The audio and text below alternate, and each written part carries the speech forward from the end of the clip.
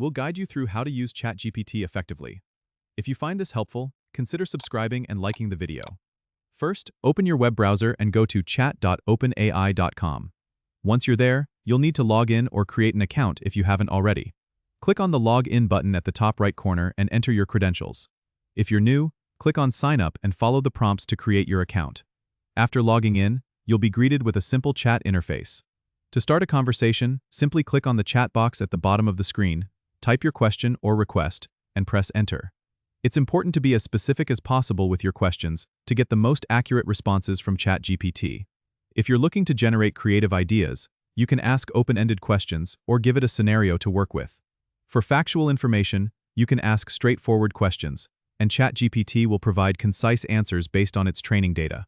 Remember, while ChatGPT is a powerful tool, it may not have up-to-date information beyond its last training cutoff, so always verify critical information from reliable sources.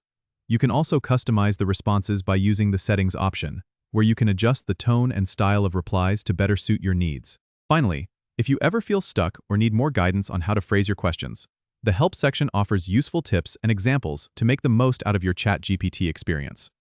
Don't forget to subscribe and comment if this helped you out.